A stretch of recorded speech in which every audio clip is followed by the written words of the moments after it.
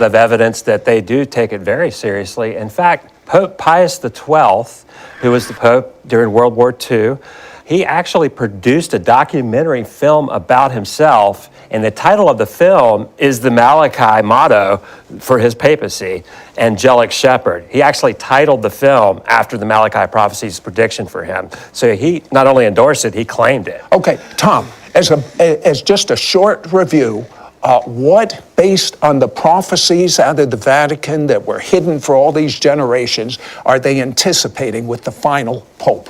Well, the idea among both Catholics and Protestant scholars is that he will be the final pope. He is the one who is going to be residing over the Vatican as it enters into the Great Tribulation period. And there's also the belief among even some of the Catholic mystics that he might be a false pope, an anti-pope, somebody who helps give rise to the Antichrist. Let me tell you something. Judaism, Christianity, and other religions have focused on the year 2012. You know, remember the Mayan prediction, the end of the world in 2012? So everyone's discounted all of that, but that's not exactly what the prediction said. What did it say?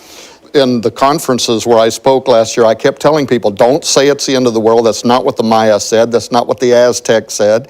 That's not what the Cherokee Indians said, all of whose calendar rolled over at the end of 2012. What was it that they were saying? They were saying 2012 was the end of an era, and 2013 marks a new dispensation.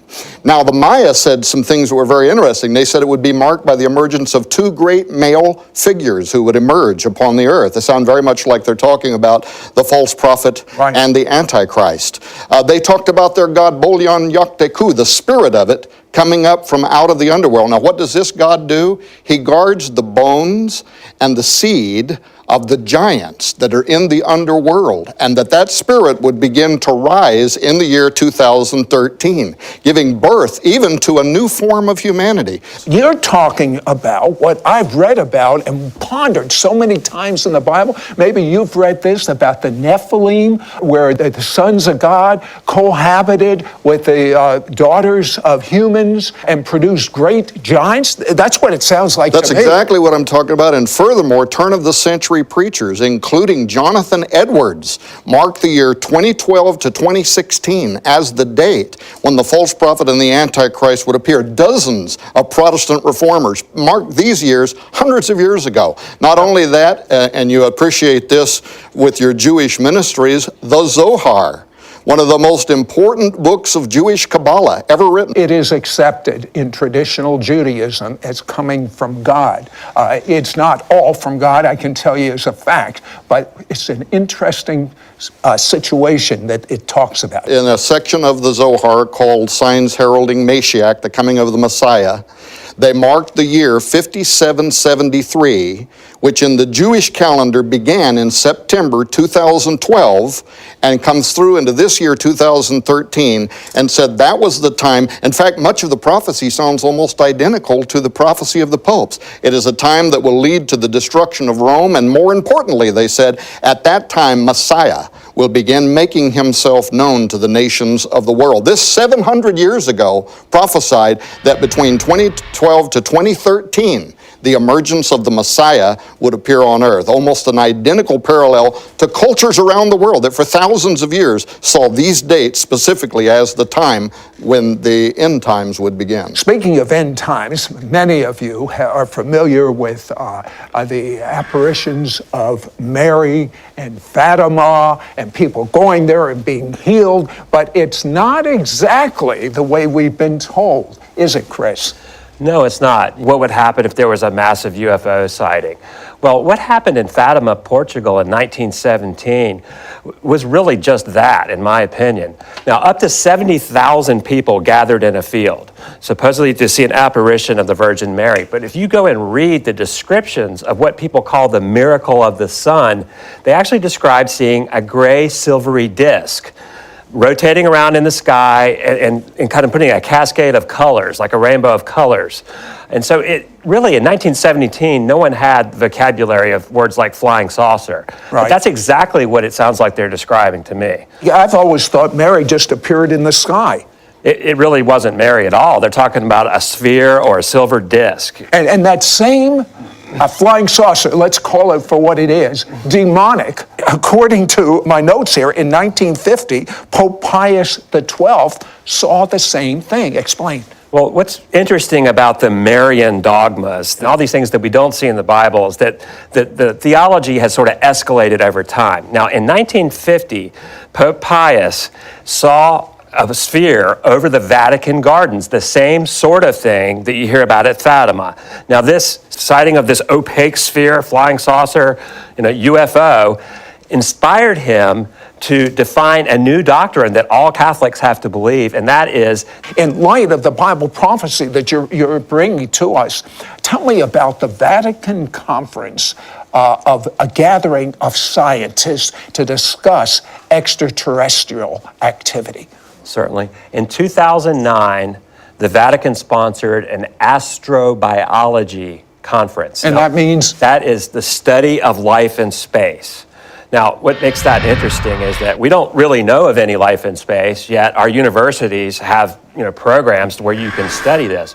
They had the top secular scientists in the world come to Rome for this conference in 2009. We're talking about atheists, secular scientists, and the sort of topics that they're covering, things like shadow life, exoplanets. What's an exoplanet? An exoplanet is a planet that's outside of our solar system. Okay. So you have the top scientists in the world gathering in Rome for the Pontifical Academy of Sciences, an audience for the Pope to study life in space. Speaking of studying life in space, how about life on Earth? Tom, tell me about the hybrid humans. This is one of the things that I didn't even expect would arrive in our study. There is academics who actually believe that there is a hybridity program that is going on right now. And this took me on a kind of a long journey that brought me back to one question, Sid, and that is why in ancient days when the giants, the first original hybrid humans, right, when they were created by fallen angels and were upon the earth, what was their mission, what was their program? It also had to do with hybridity, and it also had to do with misleading and misguiding and even challenging God himself. But notice that the oldest descriptions of those giants, how tall they were, 20 feet, 30 feet. They would be easy to pick up, right? There's a movie out there right now, Jack the Giant Slayer, and it's kind of based on that mythos that exists in every culture around the world. They tell the story, the gods came down, the gods mingled themselves with humans. They took human genetics, animal genetics. They created a hybrid body. Now the question is, down through time, the Bible tells us there were giants in those days and also after that. So now we get past the flood and you have the Og, the king of Bashan. What is he, 12 feet tall? He's certainly not 20 or 30.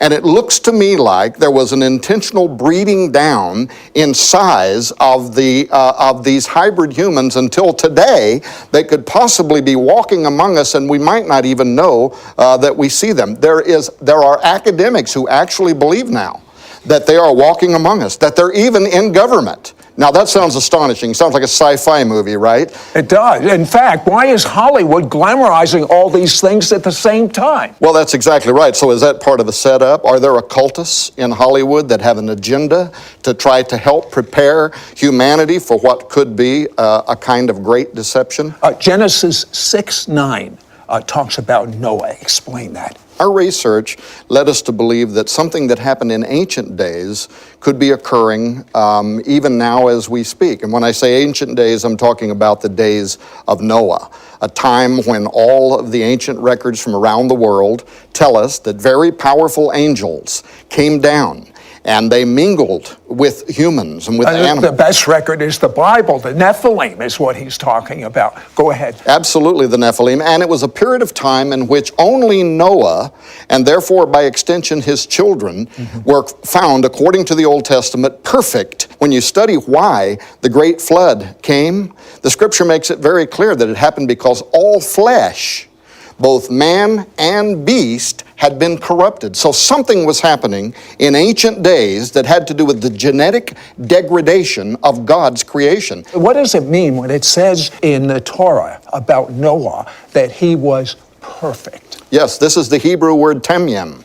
means it's the same phrase that's used to describe an unblemished sacrificial lamb. It's talking about genetics. It's talking about his DNA had not been corrupted, as evidently the rest of the world had been by that time. So there was a saturation, an intermarriage between angels and humans, and then through intermarriage this was spreading over hundreds of years until finally, by the time we reach Noah, he's the last specimen left that has a genetic makeup, his DNA, as God had made it. And therefore, you understand why God has to send this flood to wipe out all of this contaminated forms of life, and sent this judgment in the days of Noah. Now, Jesus says, as it was in the days of Noah. Oh, yes. Tell me this. In the parable of the wheat and the tares, the weeds, the wheat and the weeds, the Messiah said, let them grow up together. Don't pull them out. I'm wondering if that's the difference between those whose DNA has not been corrupted and those whose DNA has been corrupted, perhaps through a hybridization process of these aliens. What do you think? You know, Sid, behind the scenes right now, this question is unfolding among academics in a way that you can't even possibly imagine, where they're asking the question, have we concluded that hybrids are among us? And if hybrids are among us, can they even be saved? This is a complex question that's being raised. This alien from another planet as God? Tell me about that. Well, Sid, you know, when you look at Bible prophecy and it talks about a one world government and a one world religion, you know, you see how divided the world still is. And, you know, we have to think that something unprecedented is going to occur that would unite the world under one heading like that. Now, Ronald Reagan gave a speech to the United Nations where he said how quickly our differences would be resolved if we were faced with an alien threat from outside this world. I mean, this is in the 80s. He gave this speech in the UN. Now, if you look around the world, what people believe, I mean, statistics in the United States say around 50% of Americans already think that UFOs are aliens visiting the Earth. Now, there was a recent poll in the United Kingdom. More people believe in extraterrestrials in the UK than God. Okay? And that's a fact. And so to me, the strong delusion is already here. The groundwork has been laid. And our hypothesis is these powers and principalities that Paul writes about in Ephesians 6, these demonic forces have seeded this idea into the world, so we are primed and ready for a deception. Okay, but what makes you think the Vatican has planned to announce this? Well, you know, they're having astrobiology conferences. They've made it intellectually virtuous to believe in these extraterrestrials. Their writings coming out of their theologians have pretty much made the argument that if you don't believe in extraterrestrials, then that is actually the heresy. You talk about that the Vatican is going to reevaluate their position on basic Christianity. What do you mean by that? Well, their theologians have written that they think that these entities will be evangelizing us, that they think the chances are that they're not fallen and we are, so that we would have to modify our beliefs according to their revelation. So are they talking about setting up teams to evangelize humans and aliens? Is that what you're really talking about? Well, if you get on the internet right now, you'll find And baptize them? hundreds of articles from the Vatican astronomers talking about baptizing extraterrestrials. 100 years ago, our top wonderful theologians had predictions based on their study of Scripture. Tell me about Hawkins Pember that wrote about the days of Noah 100 years ago. George Hawkins Pember was writing in the 19th century, and he found parallels between what he saw in the days of Noah and his age. And, you know, he pulled out 7 parallels, and there were things like the church marrying itself to the world. Well, and I went through his list and then compared it to where we are now. Now, everything that he saw in the 19th century has just, you know, exponentially grown. I mean, if you look at like the church married to the world, now we have mainline denominations ordaining appointing homosexual clergy and putting them up as their leadership. But they saw this 100 years ago. It was coming. He did, and the seventh thing on his list was actually the appearance of these entities, and he called them from the prince of the power of the air, which is what Paul calls Satan in Ephesians chapter 2. Now, the demonic realm in the New Testament worldview was the atmosphere above the earth. Now, tell me a couple other points that he saw. Well, Pember saw a vast population increase, for one. Now, our population has grown by leaps and bounds since something he couldn't even imagine. He saw a confusion of gender roles. He was talking about it in the 19th century. Does that sound familiar to you? It sounds familiar to me. I don't think he would even have any, inkling of how far that's gone now. I mean, now we have transsexuals, we have, homosexual marriages. What did he say about holiness? He saw that there was an emphasis on God being benevolent to the extent that they denied his holiness. Now, I think that we see this in this idea of pluralism, which is so popular in our culture, where all religions point to the same God.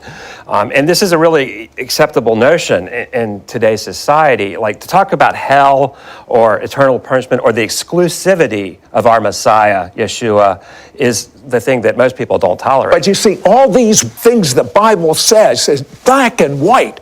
They've got to be watered down for there to be a one-world religion, for people to welcome in an antichrist. I mean, what a setup. Even one of the things that he prophesied that you just brought up is a lack of holiness, a lack in belief that there is a hell, a lack in belief that there's even a devil. And some of these things are surfacing right now.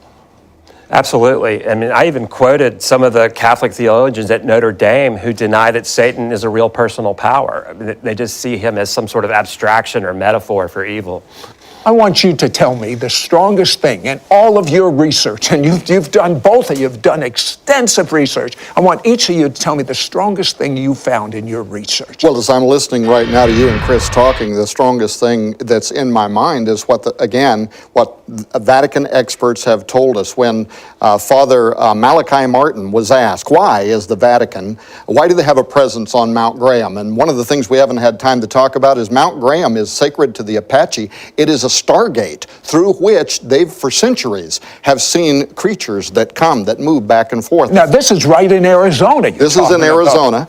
And in fact, their creation mythos is that a disc came down and a bearded guy in the disc, who was the father of creation, was what established Mount Graham as a holy mountain. Well, anyway, when Malachi Martin was asked, why is the Vatican on Mount Graham? What are they doing up there? He said that they're using their telescope to watch something. And when he was pressed on the question, he said it's because at the highest levels of the Vatican governance, they know what is approaching the earth, and it will be of the utmost importance in coming years. They're literally watching something with the Lucifer device that is approaching planet Earth now. And what do you believe they're looking for? I think that they could be deceived. I think they're watching something and they think it's one thing, and I think it's something else. Lucifer, I think it's Satan. I think Jesus said, I beheld Satan as lightning falling from heaven. He has to do with the power of the air.